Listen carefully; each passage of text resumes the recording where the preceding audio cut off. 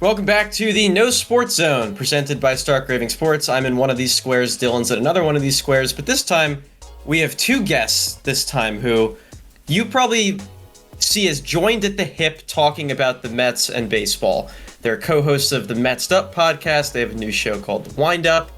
They're Mark and James, and here we're going to deconstruct them as more than just baseball people for the first time I've ever seen them. So, how you guys doing? Doing good. It's weird to talk about not baseball on camera, especially with James at the same time. Yeah, camera's the big one. Off camera, we like to talk about not baseball, especially like you, Mike. I've never had a conversation with you that wasn't about baseball or content in general, so this will be fun.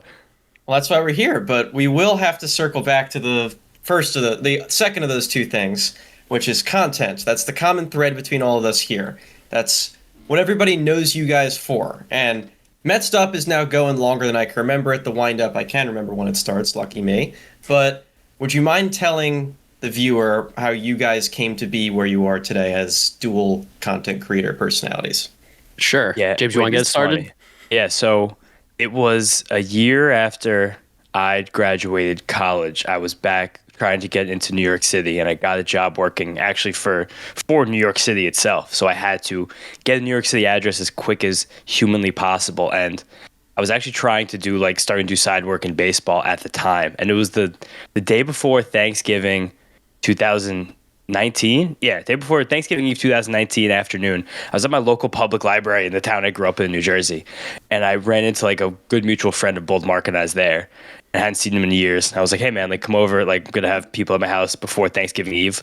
My parents are making pizza. We're going to have some beer. Let's go out and have a nice time. And then he was like, can Mark come? I was like, yeah, for sure. And Mark pulled up with a Ziploc bag of grilled chicken that my mom still talks about. And we were hanging out, had some drinks, hanging out with some of my friends and my sister and some of her friends. And they were mentioning the fact that they were, Alex and Mark, looking for a New York City apartment, and they found one with 3 bedrooms that they could use a third roommate for. And I was like, I have 6 weeks where I need to move into the city, and I haven't looked at all. I don't want to live by myself. Yeah, 100%. That was just kind of how the ball rolled from there. Yeah, me and James knew each other because we grew up in the same town together. James and I had gone to similar schools, and then in high school was the first time we were in school together. But our friend Alex was the common bond between me and James. Otherwise, it's not like we were hanging out or we were friends in the fact of we would see each other, say what's up, but not hey, let's do something today. Let's hang out this weekend. So it was pretty funny that Alex was the guy who brought us together. And now, while Alex is still my best friend and everything like that, I see James and talk to James so much more just because of now all the work that we do together and talking baseball, and because of all the COVID stuff that happened because we became roommates January 1st, 2020. Ooh. We kind of got forced to have to hang out with each other for a year straight. And we had this outdoor space that we had in our apartment, which was a rarity in New York. And during COVID, there was absolutely nothing else to do besides drink in the nice weather. So me, James, and a couple of our friends, it just became every day you want to come over, hang out, have some beers, play games. And that's pretty much how me and James became friends. And then through talking baseball, I was oh, James knows ball. We can do something here. We should monetize these conversations. Yeah, that was a big thing too, because at the time, again, I had a full-time job, my second full-time job at school, working in local politics. I was like, this sucks. But with COVID, I got myself a lot more time where I was starting to delve more into content. I was blogging a ton. I was doing random podcasts, random things. I wrote for some gambling website about golf for that summer. I've never watched golf in my life. I don't know anything about golf, but I was just grabbing any kind of little morsel of side sports work I could possibly do. And then that's how it kind of happened. Then once I actually moved out of that apartment, because I was just this is not a good fit for me right now. I need to do a little mental reset. That's when Mark and I actually started making the content together. And the first episode of Mets'd Up actually came when I was in a weird era. I was doing a solo trip through Arizona, Utah, and California. And I was in Airbnb. I had friends meet up with me. I just rented a Toyota 4Runner, and I was I'm going 2 weeks in the mountains. And 2 of my friends came out to Arizona to meet me because we wanted to do some spring training. That was March of 2021. And we'd been starved for live baseball. So they flew to Arizona just so we could do some Giants, some Cubs, a bunch of spring training. And then in that Airbnb is where I actually recorded the first episode of Mets'd Up. I remember scrambling to get a Blue Yeti at a local Best Buy and the right adapter so it could plug into my old MacBook Air to try and figure out how to do this stuff. Yeah, it's been a a crazy journey of like where we started to what we're doing now. I miss the old days of, again, because it was the Blue Yeti. Now we're like using Shure microphones. We're very professional. James would put a sock over the Blue Yeti to make sure it was like the sound buffering to muffle the S's and the P's. And like I was lucky's not probably the right word. I was stupid enough to live in an illegal bedroom in Brooklyn for 8 months, where my room was basically a closet. It didn't have a window, and like I didn't have any space, so my clothes were just kind of everywhere in the room. Unbelievable sound quality for someone trying to start the podcast for the first time. Worked out so well. Oh, I was going to say that's where I was at when I joined Stark Raving Sports, was the sock over the microphone. That's got to be the humble beginnings. Every YouTuber's origin story, I think, features a sock on the microphone at some point, or one of these just stretched over. That's yeah. I can picture. Mine's a little different. I was doing pillow behind the microphone. Like I saw you do that in Florida.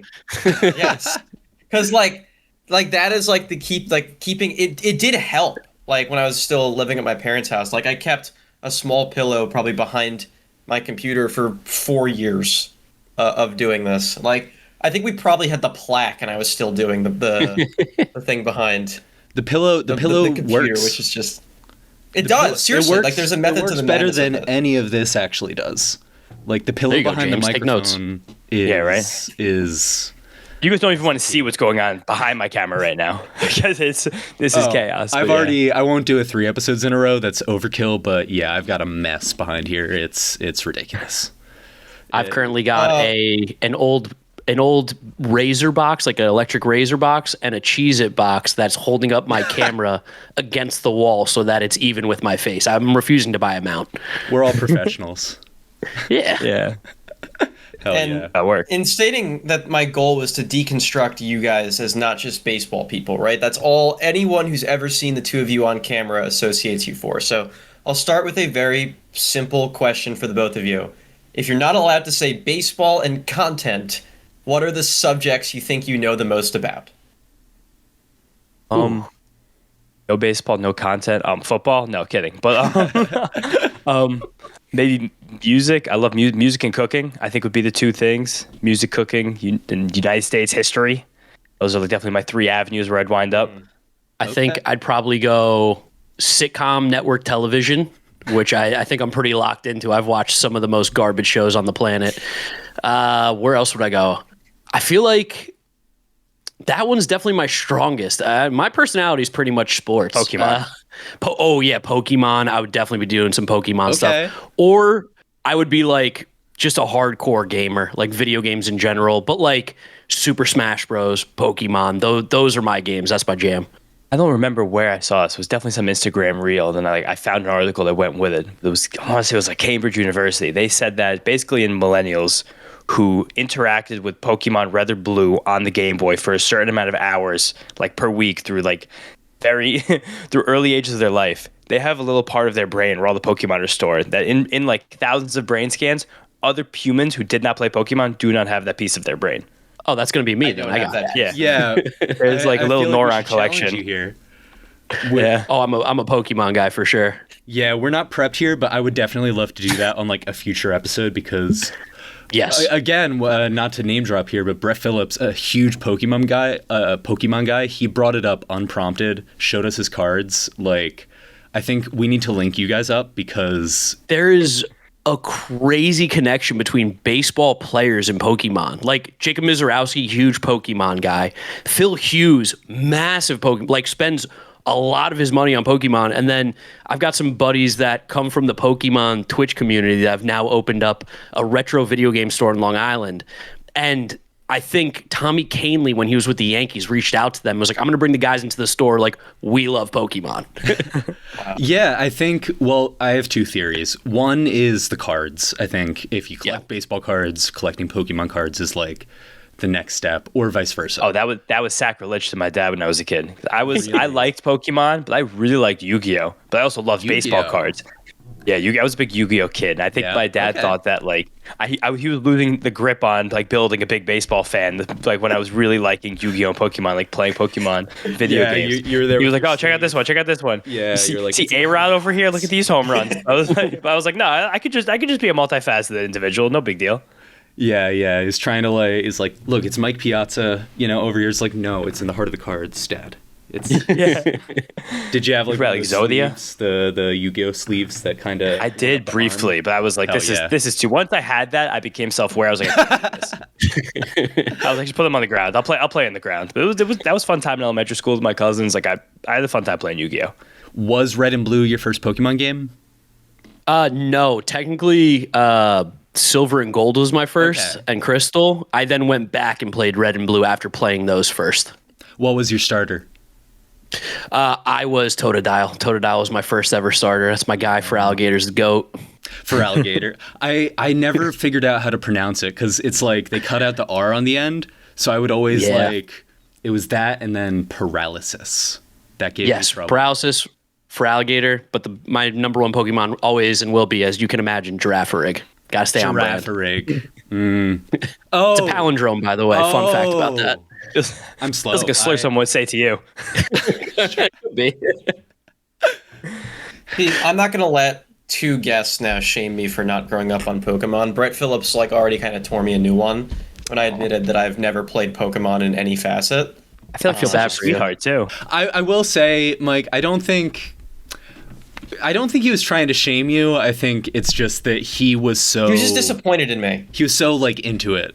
Because like I said, he had his cards out. Like he was showing us his German Blastoise, which was graded and everything.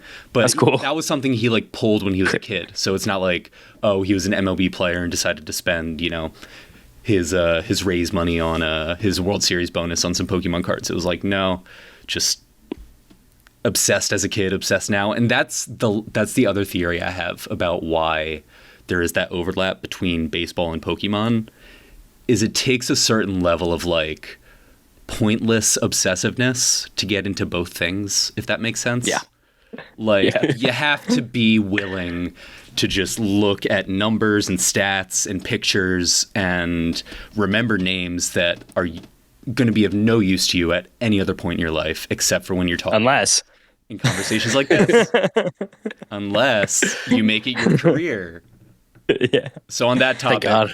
Yeah, Mike, you were going somewhere and I completely cut you off. So yeah, no, you're good. See, sorry that I didn't have Pokemon conversation as a prospect in my brain. Now that this is another episode where I'm digging my own grave that I didn't grow up with it. But something I only kind of grew up with was music. James bounced on that, and I meant to. A couple days ago, I made a short form video about the origins of Ode to the Mets.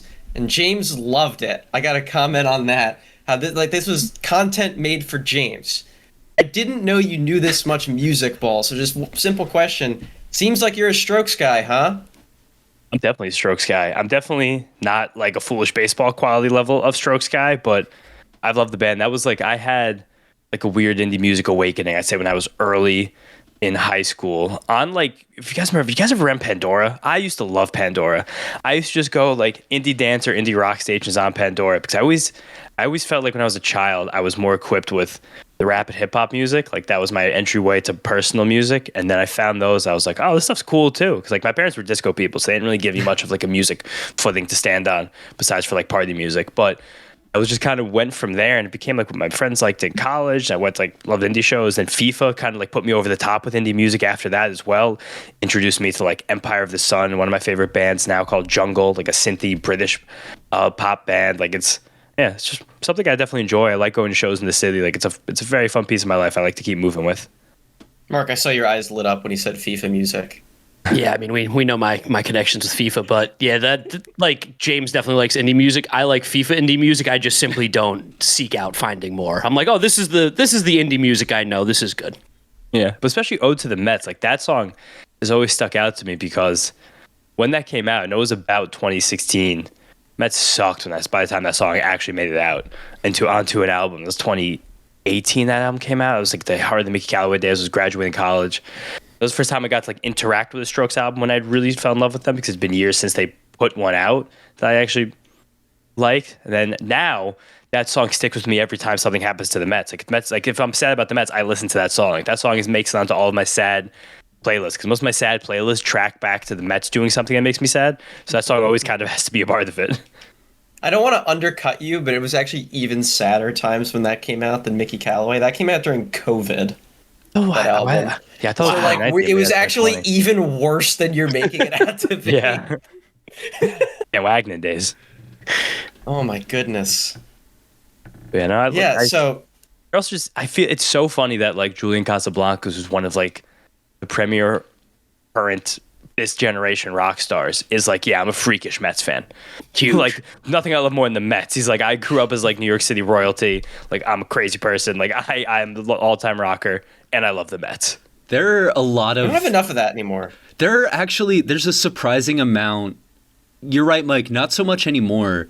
If you go back to like the late 20th century, you know who was a Mets fan is Richard Nixon. I don't know if you guys have read any of the Did not background know there. that. I'm gonna have to send you all this article. It's Is he by, from New York? Oh no, he's from California. He's like a Quaker from Like the Mets. California. What? Quakers in California? One, and it was Richard Nixon. But like, yeah. So, do you guys remember? Is it Richard Staff from Twitter? Oh, Like, he's not active anymore. I don't think. I don't see him at least on my timeline. But like, I haven't seen him honestly in years now that you say it out loud. no, The Blue Sky but- guy now. Yeah, maybe. But he wrote an article for maybe Defector or one of those similar websites about Richard Nixon's like post-presidency. He would like show up to Mets games and insist on meeting the players, and he would remember like, speaking of pointless obsession, that was Richard Nixon. I mean, like the most obsessive guy in history. I mean, James, you're the American history guy. You can tell us more about this maybe, but like he would remember bench players, bullpen guys, backup catchers. And it wasn't even like it made him like, they never described him as happy when he was like, talking to the players or like, I don't think anybody. Yeah. No, I mean, I don't think he could smile, but like, I think it was either David Cohn or Tom Seaver, because I can't remember the exact era, but one of them talked about they'd come off the field, were in the like clubhouse or whatever, and just ran into Richard Nixon, like in the bowels of Shea Stadium, searching for Mets players. And it was at the point where he had done this enough that it wasn't like an interesting thing anymore. It was just like, oh, there's Richard Nixon. He wants to like talk to, Keith Hernandez. So let's think about this for a second, because Nixon left office, that was mid-70s after Watergate. Yeah. And we know that one of my favorite stories in history is that like Elvis loved Richard Nixon, like had like held court with him a few times. There was a movie made about it a few years ago. That means there's 1 degree of separation between Elvis Presley and Ed Kranepool. Yeah. Yeah. That's it. Just one person between those two guys. If Nixon was hanging out with the Mets after he left office in the mid to late 70s, Ed Kranepool was still manning first base for the Mets, of course. I'm going to pull up Mets 76 roster. I think that means Richard Nixon and Elvis Presley and Dave Kingman, Elvis Presley and Joe Torre. These guys were one person away. Elvis Presley and Lee Mazzilli, just a kid from Brooklyn, one person away. I love playing That's that game. ridiculous. What's like the farthest back we think we can go with that? Because that's like Richard Nixon had to have met some like old kings or queens or something when he was president. Like, Yeah. Or Yeah, other and end, like today. a Chinese emperor, yeah. yeah, Isn't there I'm something thinking other end of about the spectrum. like Abe Lincoln's grandson, or like there's like Oh. some weird connection with like Abe Lincoln and like Biden or something like that? I think it was John Tyler, Yes. 10th president of the United States, has like a living grandson. Yeah, something like that. Like, It was used to have insane. two. I think he was president in like the 1820s or 1830s because he's the 10th president. And I think he has a living relative that's like his grandson. I was gonna say like a guy like Winston Churchill. He died in the 60s, but him and Nixon probably met. Yeah. So let's find like the most powerful person and then the most obscure baseball player where there could be 1 degree of separation. Yeah. Like Winston Churchill and Felix Mian, 1 degree of separation. John I also, Matlack. You can do that for today too, is what I'm thinking about too. Like Nixon, Right. I want to know if there's like I'm trying to think, is there like a 20-year-old famous person that could be connected to Richard Nixon? They're definitely- Something Richard like Nixon that. and Like, that's Samuel Basayo. what- is there, something like that. when did Connor Nixon Griffin just boys pass with them or away? something? Yeah. When, like, Nixon I probably. think before you were born. before we Definitely were before born, I want to say. before the millennium. Yeah. I want to say 90s, but that 94, just before we were 1994. born. Nixon. Yeah, before any. Nixon was alive So for the internet. We want to bring Nixon back to like Generation Alpha. Nixon was one of the first public moggings. He got mocked by John F. Kennedy. It was the 19 Not enough debate. looks maxing. Yes, and then Kennedy was looks maxing. He put on makeup for the first ever televised debate, and Nixon with his big ass jowls and sweating through his shirt, he got mogged, and that's why JFK became president. We could have a whole separate tangent about like debate decorum history. Like, I believe it was HW checked his watch during a question one time, and that basically lost him the election. It was a different time. Dude, John Kerry, he got provolone on a cheesesteak. It destroyed him in 2004. I took a I campaign don't know politics this one. class. Can you tell me the story? Yeah, I took a campaign politics class in college, which was basically just like professor was cool. He moonlighted like with the Washington Post before the Washington Post went, all bad. But we basically just kind of made fun of some presidential candidate once a class about something that went wrong. Like I think was it Mondale or That sounds Hubert? awesome. It was so much fun. It was like I can't remember if it was Mondale or Hubert Humphrey, but one of them there was like a video shot of them where they were like with army guys in a tank, and like the helmet was so big it like went over and covered his face, and it was like, does this look like your commander in chief? Do you know who the guy was? Michael Dukakis. It was Dukakis? Okay. Yeah. Wasn't there also like that famous video of the Yeah. guy who did like the and like it completely tanked Howard him as Dean. well? Yeah. Destroyed him. God. Then we're going to New Hampshire and Pennsylvania. Yeah. Dave Chappelle ripped him. But the John Kerry one, he was doing a campaign event in Philadelphia at one of the famous cheesesteak places. And he literally got provolone and was like eating it really daintily. And it was very effeminate, like way that he appeared on camera. And they're like, this guy can't lead the country. Not in time of war. I have never seen one as funny as Jeb Bush saying, "Please clap." Please clap.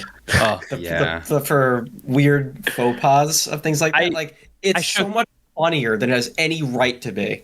I shook Jeb's hand on the campaign trail in 2016. I was working in the Ohio State House at the time, and he was doing some event there. And he was like, oh, drinks and some hors d'oeuvres after work? I would love that. And I literally shook Jeb's hand, and he gave me the little most wet fish ever. And I go to my buddy. I was like, this guy can't be president. This guy's shaking 5,000 hands a day. Every single person who shakes that hand is going to be like, get him out of here. Get him off my ticket.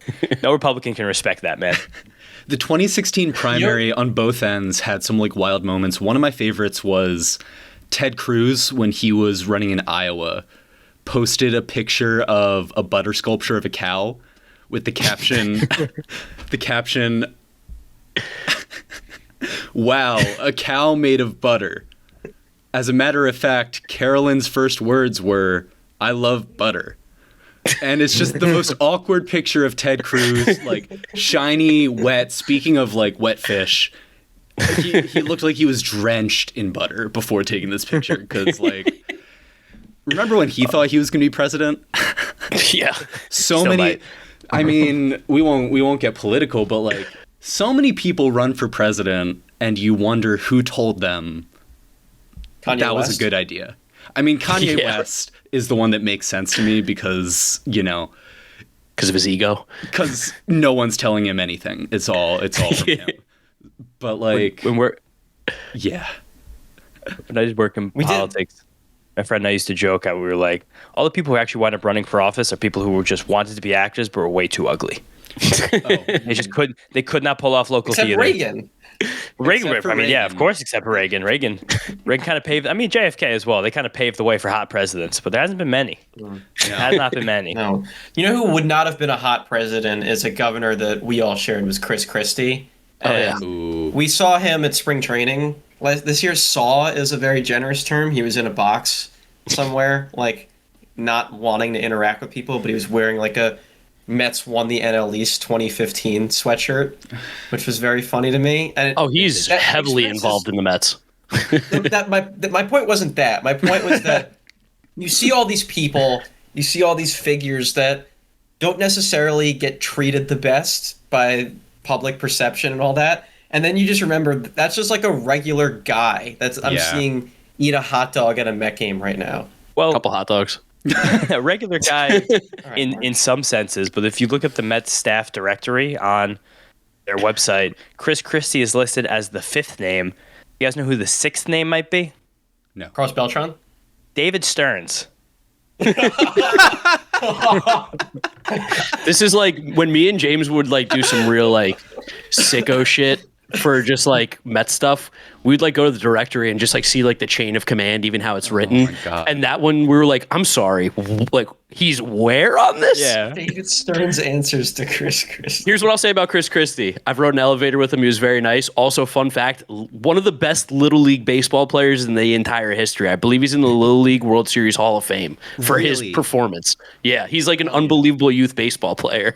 And Andrew, his son's got a lot of credit as a scout and a player. Yeah, development big-time person. scout. Like he's quite good. Like I don't, you see names sometimes you kind of take away from someone's accomplishments, but Andrew did have a very good run. Oh, yeah. I mean, if I'll be honest, I think Chris Christie's calling was as a talk radio host. Like, Oh, yeah. speaking of people who should have been in entertainment, like, there are so many politicians who clearly were meant to be like Howard Stern regulars and just missed the boat. Like Chris Christie was meant I to can think of have one for sure. a few that were Howard Stern regulars and then became politicians. But like Chris Christie was meant to be on talk radio from like 4 to 8 p.m. on WFAN complaining about, Drive time. Exactly. Like shouting at Francesa and Michael Kay about like, George Steinbrenner or Hal Steinbrenner now. And, I guess he's with the Mets, so he's financially interested in them. But like, that's what he's meant to do. Yeah. It's a shame. There is a common thread here between all four of us and Chris Christie, as alluded to. There's not one, not two, but all four of us are Jersey people, right? So I queued something up that is going to have the meat and potatoes of this episode. Dylan, I briefed about this. Mark and James, I did not. What we have here is a map of New Jersey with every county, and we have to do our best to identify where all of them is, because what I remember about, especially leaving Jersey, there's a common trope among people from New Jersey that they don't know the map of New Jersey. No clue. We're going to put that to the test here. Okay. Yeah. And I'm going to admit, Yeah. I am out on Atlantic County. I don't know where that is. Well, I feel like that has to be that big one with all the shore, right? Where Atlantic City is. Well, there are a few on the shore. The Jersey I hate the Shore big goes from, is that Long know- Branch up there at the top, or Sandy Hook? Yeah, Little Hook. Down And to I believe- Cape May at the bottom. I weirdly know that one. I think that one with the little hook at the top is Ocean County. Okay. Okay, so let's We know kinda with you on that. Can I skip it or? I honestly think Atlantic is the huge one beneath Ocean County. Okay, let's. That's a total This guess, is- but We can skip until there's one we know. Well, It's a strategy. So here's what I got to say. Atlantic County, I think, is where Atlantic City is. Yeah. Okay, I so skipped working if backwards. we would see- Okay. Are we back? What are we on right now? It says Somerset is where we're at. Well, Oh, that's my even strategy worse. was skip until we know it. I think- until we know it. I think I know Somerset because I technically was born in Somerset, New Jersey. I think that is. I think it's the one directly Like my in the cursor. up. I think it's that one. Oh, You got it. Let's go. Yep. yeah, nice. nice. 1 for 1. I grew up in Monmouth County, so I Okay. should know this. I Okay. think It's North It's Jersey. one of these two. Oh, I don't think so at all. I think you're dead wrong. Yeah, I think it's the one below Somerset to the right. Yeah, because Monmouth Yeah. University This one? is definitely not. Oh yeah, that yeah, north. because we're Yeah, I think that's we are it. dead because we are the brunt of Central Jersey. See, I grew up here and Oh, that's- Sachs. Then it's got to be the one below that. Okay, now that you Hooks? mentioned that, Mike, before we move on, is Central Jersey real? I want to get a census here. It's absolutely real. Look at 100%. We're all map. from there. Absolutely not. No, because we're not I South think it's Jersey. one We're of not North. these.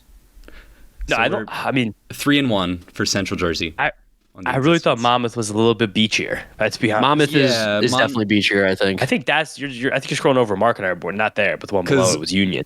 Because there's Union, Hudson, Bergen, all those up there in Passaic. the north. Passaic.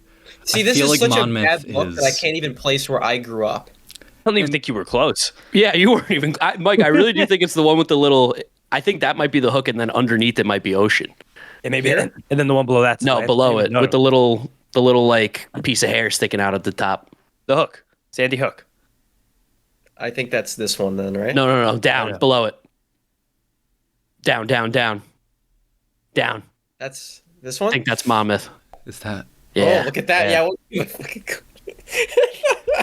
How do you not know where you grew up? You thought it was almost the opposite side of the state. Well, see, that's where it gets interesting because New Jersey, for people who aren't from Jersey, 90% of people live on that line from like the bottom left corner where Philadelphia is up to the top right corner where New York is. If you Yes. go anywhere southeast or northwest, there are people there and they're lovely areas, but you're looking at like the Pine Barrens and the hill country like up in the west. Oh, I Such a tell scary I tell that to Mark all the time. Once you're like 20 miles off the turnpike, like way in South Jersey, like you're basically in Missouri. That's what it is. Yeah. It's the turnpike. Like there's the way didn't- it's farmland, it's spaced out property. Like it is not. You do not feel like you're on the East Coast anymore. No, once we You know hit what like really got Salem me, County, we're in too? trouble. You know what really got me too is I like mentally remember New York being so much closer to where I grew up than Philly. So like my perception is that it's more up here because I was never going down here for like No. almost any reason ever. Well, you I think are that's part of it. weirdly close to New York. Like that area is weirdly close to New York City because of how long the city is and how like actually towards the middle of New Jersey it is. Right. And they have the ferry now that goes across, and it's actually quite a nice ride. Yeah. I don't know where think, Passaic County is. I think Hey, Manhattan Passaic is kind the of small one. It's the north. Yeah, Is Passaic's that definitely tiny north. one on the edge? I think it's Here? Give it that look. I think it might be that one. No, Hudson. that's Sorry. Yeah, I You want was to going keep to say trying to that's skip? Passaic. Passaic, I think, is the one to the left. We knew of that Hudson. one. Yeah. We knew this one. Nice. Mercer is Bottom I think south, middle right? on the No. corner. It's on the corner. I think right above the big one that's at the bottom. Because I was born in Mercer. I was born in Princeton. There you go. Here? No. Up. No. Like right in the middle, left Which of way? the yellow. Left here. of Monmouth. Yeah. Right there. That's Mercer because that includes Nice. Trenton. Dang. That's where, Essex, I think, yeah. is north. it is north. That's like It's Middlesex, Essex is like Bergen, Passaic. They're all up there. I don't know which is which. I think no, because Essex. Jagged one, maybe? Let's like etymology this. Essex would be east. Sussex would be south, oh yeah. Oh. and then Essex is like Milburn, James, and all them. Middlesex is in the middle. So that could for be whatever this reason. one. So then that would be just north then of Union County, which is the one in ours. Yeah, I believe so. Would it be the small one just to the left then? I think it's I think it's be the that one. corner. Give that a click. Or the corner? Could be the corner. Hey. Bang. Nice. Oh, Okay. Burlington. Burlington's I a don't know this huge one. below Mercer. That's where I'm from. Nice. Those Dang. Pine Barrens? Salem. We were just talking Salem. Who's just mentioned Salem? Yeah, County? I was. Salem's actually all the way at the bottom. It's either one of those is Salem, and then one of them is Cumberland. And I don't remember. You're right which about is that because I which. think I had to coach baseball tournaments in Cumberland County, and I was like, yeah. this place sucks. That's where David, Vineland you. is. That's Millville. That's Mike Trout's Yup. homeland is Mike down Trout, there. yeah. He would know. That's where they start having Southern accents. You're like, you're from New Jersey. What is happening down It makes here? no sense. I still, for the life of me, will say that they're faking. I know. I think so, too. I know people who grew up and adopted a Southern Missouri. accent. Oh, do we know which one it is though? I think it's the Take a one. chance. I think it's the wide one at the bottom. That's my guess. This one? Yeah. Oh, then it's the other one. Damn it. No, that one's Atlantic. That one. Oh So shit! that one, yeah. No, We yeah, found out. it's to the left. And then Cumberland. Well, we know where Atlantic is. Yeah. And then Ocean is to the north. Ocean's the big one. Passaic. Passaic. That's north. I know that. Well, Passaic just has to be one of those in the corner, right? Which corner? The New York City corner. Yeah, I think Yeah, it top touches right. New York, Passaic. So This this touches. I would go with that. Yeah. That was Bergen. Ah, yeah. What was that one? Go with What the was one next to it. Yeah. that? Okay. That's it. Union's that guy. Yeah, it's us. Yep. Whoop, whoop. Sussex is probably No. No. Wait. That's Camden. No, that's not that. Gloucester. Hmm. Ocean. Where That's Sussex is. that one's Ocean. You're That's over Ocean right now for sure. Yeah. Sussex, Sussex. It's not Sussex south be on the at all, left? then. No, but like I think it's it might be south of Essex. South relative to Essex and Middlesex. Yeah. Probably that one then. Oh wait, which one was Middlesex? Like middle of the country.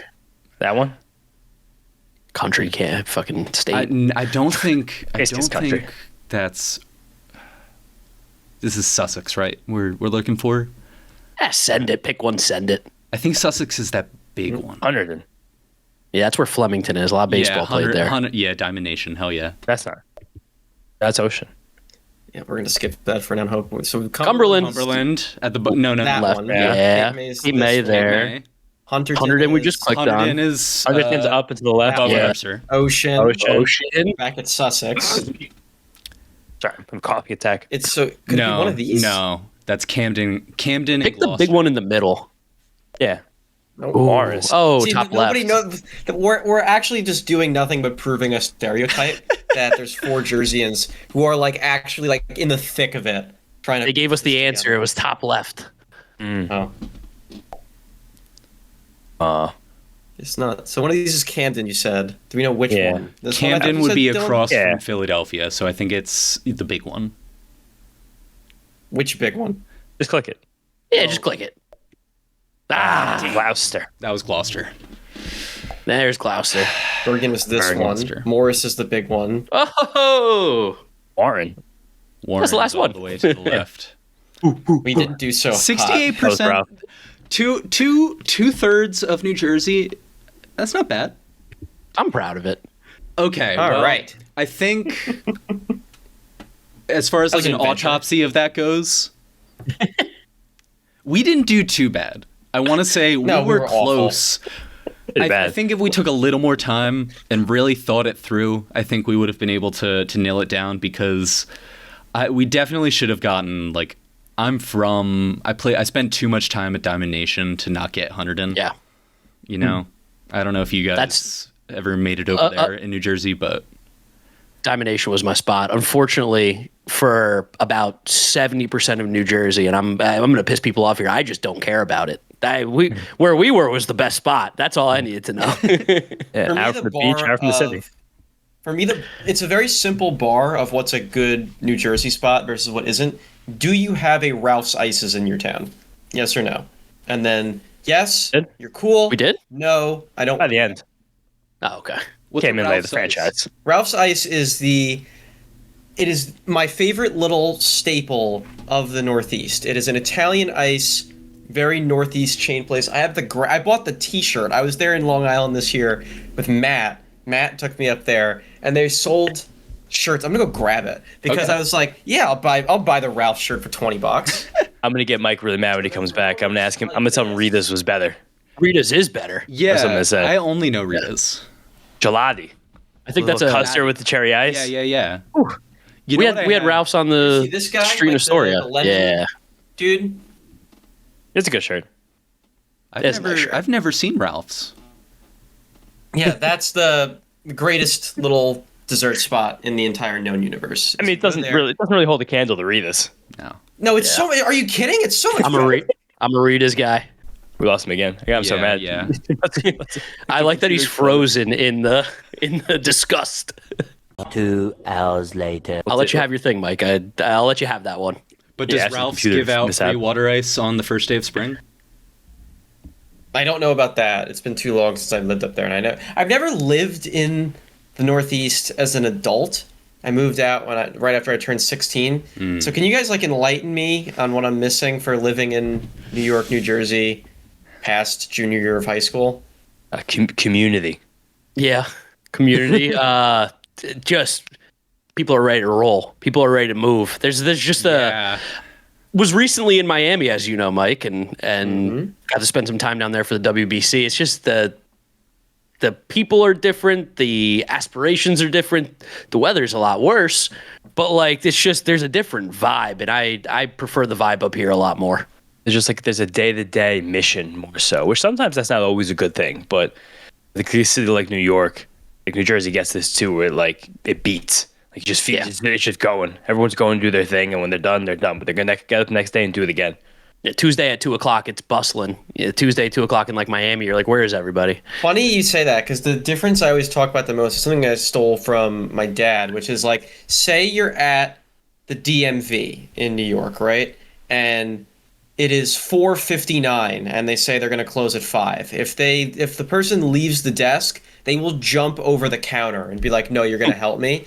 If they pull that at like 1:15 p.m. here, and they say they're going to close at 5, people are just kind of fine with that. Whereas, people would rip the guy's throat out if at 4:59 they said we're not stopping, or we're stopping in New York and New Jersey. I think that's the difference. Another big one. I mean, I think I always say this about, especially comparing New York to California. We're like, New Yorkers are going to be really mean in a nice way. Californians would be really nice in a mean way. Yeah. Like New York would be like, hey, your bag is open, so they'll help you out. The California be like, oh my god, my tire's flat. Oh no, I'm so sorry, and then just like walk away. Yeah. Like As a New Jersey native who moved to LA for college, I can firsthand attest to that. It's the kind of thing where, I've also lived in Boston, and they have that kind but not nice mentality of they will help you like fix your tire if it's flat, like if you're on the side of the road, but they will cuss you out the whole time for being the dumbass who didn't have a spare. Like, And there's an agenda too. Like they're helping you fix the tire because it's going to help their day move along faster, or there's something that they need out of my it. way. It's like when people ride the subway and there's like someone blocking like the doors from shutting. People will push that person out, whether they're like a homeless person or it's someone who's waiting to save it for their friend. And that's like push them out of the way, get them out of the way because they need to move on with their day. Because we live in a society, and New Yorkers recognize that. And there's some of the only Americans who do. We're the only people that are forced to, because we're around everyone in society all the time. Like you can't get away. I also love New York. There's just like there's an abundance you don't get from other cities. Like I had a big family and friends weekend, had some people traveling into New York for the first time this weekend, and it was a Monday, having some like residual after party effects, and two friends were like, hey, like we actually want to have a real night on a Monday. They were like, what should we do? It was 11:30 on a Monday. And I was like, you know what? I was like, try this place in the West Village. I've heard they have a Monday crowd. And they wound up staying till 4:00 in the morning at the Speakeasy in the West Village on a Monday. They said the place was jammed. It was packed. It was bumping. People were having a good time. And they said that at 3:30 in the morning, when they were a half hour from closing, doing last call, at the place in the kitchen, they brought out a cup of chicken noodle soup for every single person in the bar. at 3:30 in the morning on a Monday night. It's a chicken noodle soup for everybody. And so one of the funniest bar experiences they've ever had. Yeah. I think the thing I think about too is like one more rule in New York is know what you're getting once you're on the line. If you're on the line, you haven't decided, you're like, oh, I don't no, move along. That's the only other rule in New York. Proceed. Yeah. I think not to, because I love LA. Like, I won't say it's a bad city. I will stand up for it. It's just you're so spread out from everyone in California that even in a place with so many people like LA, you don't feel that proximity to other people.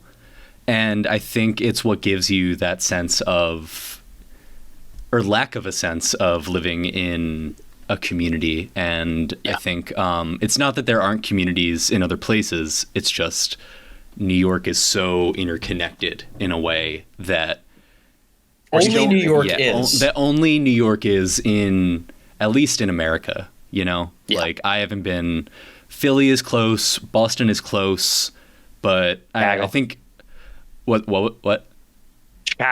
Chicago. I was going to say Chicago's probably, I've never been, I really want to go, but I think Chicago's probably like the closest to New York. But even then, San Francisco was pretty close, I will say. Like, you know what was, I'll give you an unexpected close one that's a little outside the box. The closest I've been to New York that wasn't New York was London. Yeah, London Definitely. is very similar. That was the closest. Yeah. London feels very New York adjacent, but there's still things about them that are just always going to be a little different. Like, Mark knows I have a lot of experience with the English at this point, and my wife's from England. But London, I feel like if you go for a night out in London, and you start talking to a random person, like if you're American, yeah, sure, like you're a novelty to them. But like you won't get the same kind of treatment where if you're just in regular New York City, like pub, Irish bar, yada yada, you can just start chit chatting with someone, and like you'll wind up being their best friend for 6 hours. You'll still never talk to them again, but like you could have like one hilarious night with a person forever. Like I always remember Mark, that time where me, you, and Ryan went out to the Four-Faced Liar in the West Village, and we start just talking to this table next to us, and these two girls, actually, they were from Chicago, which is funny. That funny coincidence there. This is great, yeah. She mentioned the fact that she loved baseball and she loved the White Sox. We were like, oh, cool. Like, you South Side, are you from the city, whatever? She was like, no, but like definitely got really into it. My high school boyfriend's dad was the general manager. Ken Williams. And here's where it gets even crazier. So obviously we hear that and we're like, what do you mean? You dated Ken Williams' son? That's unbelievable. She goes, oh yeah. Like, and we talked to, do we ask her about it or she offered up the Chris Sale jersey? Well, so she just meant, we started talking about the fact that like when he was the general manager, like there was some success, but then it got a little chaotic for the White Sox during that time. Was Ken Williams GM for the World Series? Yes, he was. He was, right? Mike knows every World Series. You doing that World Series video is one of the most impressive things I've ever seen someone do. But so yeah, like Ken Williams again won the World Series, but then by the end of the tenure, it got pretty chaotic, as any Jerry Reinsdorf's team would. But we mentioned the fact that I was with my buddy Ryan, went to college, and of course we love baseball. Took in a lot of baseball when we were there. One of our favorite baseball stories ever was the Chris Sale famous Jersey Gate, where he didn't like the retro jersey on his start day, and he went to the clubhouse and he sliced it up. And then she was like, oh my God, yeah, that was such a funny day. Ha ha ha, reminiscing about it. And she was like, yeah, like I have the jersey. We were like, what? She was like, I have Chris Sale's cut up jersey from that day when he didn't want to wear it. And we looked at each other. We were like,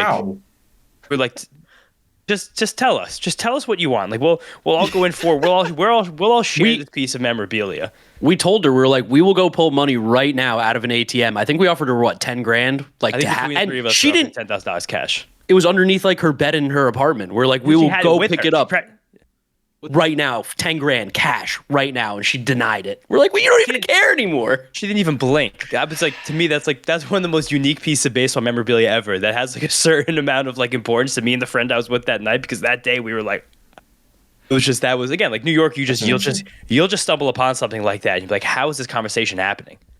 Yeah, that belongs in a museum, honestly. I feel like the one in Cooperstown. Yeah, the Hall of Fame. That's going in, that needs to be behind glass. Oh yeah. I think she said she did have like in a shadow box or something. It was just like, all right, great. We can save money on framing then. Nice. Yeah. I'm imagining. It's the shadow box. That's the treatment it deserves. I'm picturing, in Spider-Man 2 when J. Jonah Jameson has like his outfit on the wall, like after he captured, like he finds Spider-Man. Okay, not Spider-Man, guys. This is a reference only for me. I hate Marvel. I'm on board with this, Dylan. Yeah, in Spider-Man 2. Continue your tangent so that the losers who won't get this. Name 3 Pokemon, all right? Sure. Bulbasaur, Pikachu, Charizard. All right. Got me. Hell yeah. Get Brett Phillips back here. Okay. To make a long Marvel story short, a long reference short, in Spider-Man 2, the best of the Sam Raimi Spider-Man movies, even though Spider-Man 1, I think, is almost up to that level.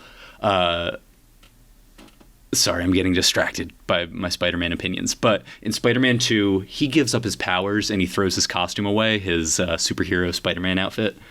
And J. Jonah Jameson, who is, what's the actor's name? J.K. Simmons, finds it, is given it, and hangs it up in, like, his office and displays it for everyone, and it's like slashed up and torn.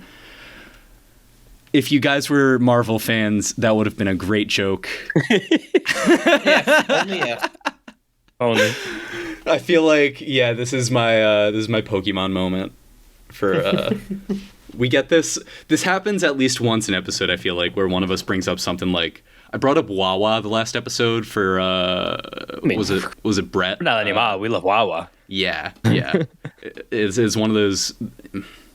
Anyway, watch Spider-Man 2. Give it another shot. It's a good movie. It's got Dr. Octopus. What else can you say?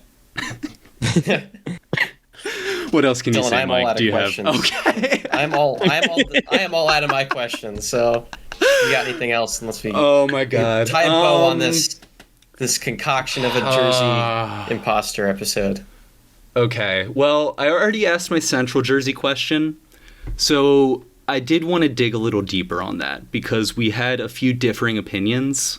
Because it is a long-standing debate among New Jersey residents whether Central Jersey as a region actually exists or not.